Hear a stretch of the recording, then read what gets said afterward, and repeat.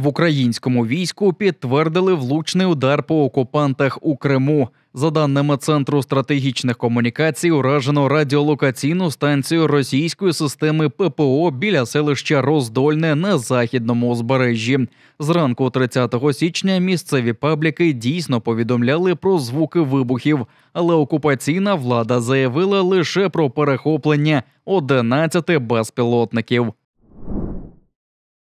Гауляйтер Ак'яра Міхаїл Розважаєв повчив школярів патріотизму по-російськи. Окупаційний ватажок прийшов на так званий урок про важливе у початковій школі й гімназії номер 2, щоб виправдати війну та спробувати пояснити, хто ж такі друзі Росії.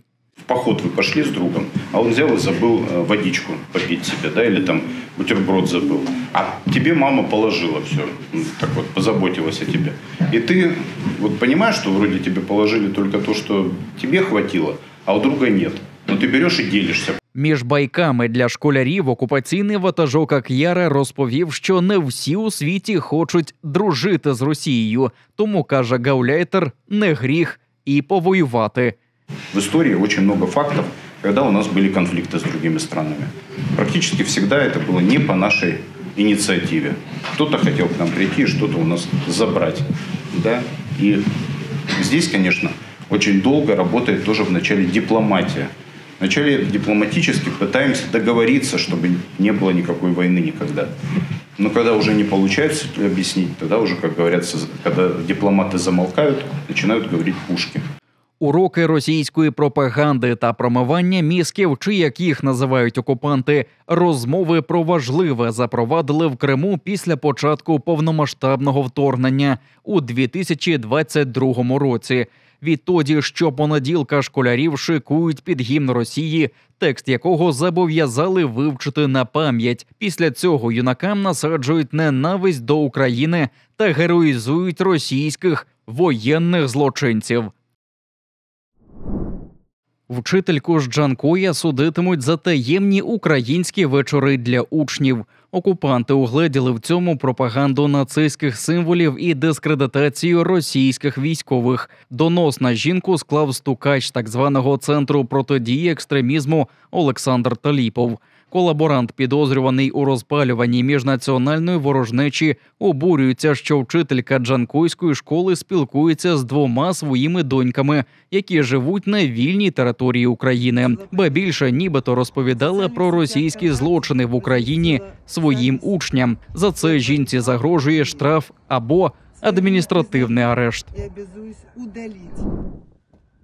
ФСБ посилює контррозвідувальний режим на адмінмежі Криму та Херсонщини. У Центрі національного спротиву пояснили це пересторогою нових диверсій на півострові. Зазначається, що особливу увагу приділяють захисту автомобільного та залізничного мостів між Чонгаром та Кримом, які дозволяють забезпечувати окупантів на Херсонському та Запорізькому напрямках. Після окупації лівобережжя Херсонщини ворог не прибрав контрольно-пропускні пункти з адміністративної межі, підкреслили в Центрі нацспротиву. Там російські окупанти проводять фільтраційні заходи, ретельно оглядають автівки з номерами Запорізької та Херсонської областей, як українського, так і запровадженого росіянами зразка. Днями окупаційна влада запровадила особливий режим на межі Херсонщини та Криму. Умови проходження пунктів пропуску прирівняли до режиму пропуску через російський державний кордон, а військову техніку тепер пускають в обхід загальних доріг. Росіяни вперше визнали втрати на знищеному десантному кораблі «Новочеркаськ». Гімназія імені Пушкіна в російському місті Шахти підтвердила ліквідацію одного зі своїх випускників – старшого матроса Ігоря Мещерякова, посмертно ще й нагородженого орденом за мужність. Ще у серпні 2021 року він відправився служити до окупованого Ак'яра на великому десантному кораблі Новочеркаськ. Від початку повномасштабного вторгнення корабель був складовою ворожої логістики та перекидав на окуповані території військову техніку. Свою смерть Новочеркаськ зустрів у порту Кефе 26 грудня минулого року. Тоді українські повітряні сили завдали удару по ВДК крилатими ракетами та безповоротно його знищили. Екіпаж налічував 87 окупантів. А за даними Військово-морських сил України, більшість з них мали бути на борту. Утім, окупаційна влада і російське військове керівництво цю інформацію приховують. Проти приєднання Таврійського національного університету до Києво-Могилянської академії виступив лідер кримсько-татарського народу Мустафа Джемілєв. Із закликом зберегти ТНУ він звернувся до президента України Володимира Зеленського та прем'єр-міністра Дениса Шмигаля, повідомила прес-служба вишу.